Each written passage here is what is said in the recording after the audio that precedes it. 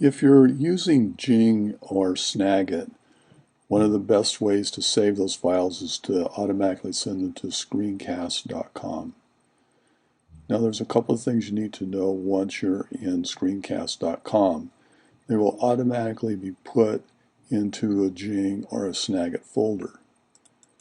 Now, if you click on the folders, you'll see here two of the Snagit videos that I created. But if I want to share those with somebody, what I need to make sure of is that look at the privacy settings, and you do that by pointing to the folder, and then there's a little edit icon right next to it, and I click on that. And I make sure that in this case I've made the folder public so anyone can view this folder and view the videos in it. They would only be able to find that if they, search the internet or happened on that. But I can change that by clicking on the change button, and I can make it hidden so that somebody needs to have the URL of that video to be able to see it. I can make it password protected, so people have to have, so if it's something I only want a very few people to see, then they have to have the password. And the authenticated means that I have to actually invite people to see it. But these are videos I'd like everybody to see, so I'm going to make them public. Make sure I click save. Save it again. And then I can open up Snagit, and here's the Google custom search video that I made. And if I want to share that, there's a little share icon here. I can click on that, and I see lots of different ways that I can share this. So I can just send somebody the URL, and it clicks on it and it opens it. Here's the embed link, and I can copy that and paste it in like a blog or a wiki. And here's the embed code. And so I'm going to show you how to use the embed code on the wiki. Now, one of the things you also have to be aware of is the size. 1920 by 1188 is huge, and it's going to take up a lot of space on anything you put it in. So I'm going to change this to 800 by 495. That's still relatively large, but it's not overly big. And you'll notice that the aspect ratio, if I change one, it automatically changes the other one. So I'm going to click done so that's,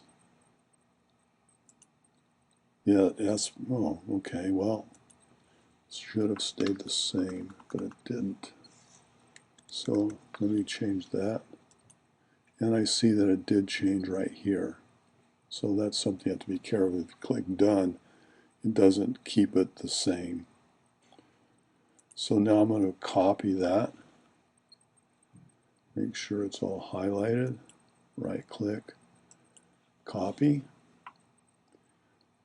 Now I'm going to go to my wiki here, and I'm in the tutorials section of the wiki. I'm going to click edit.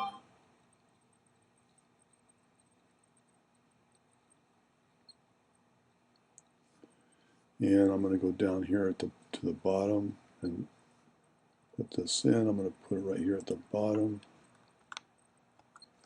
So this is screencast.com tutorial. Put the cursor where I want it, and then I go to the widget, go to videos, and it's none of these videos, so I just want to click other videos, and then I can right click, paste it, save, and you'll see here's the widget. Let me click save.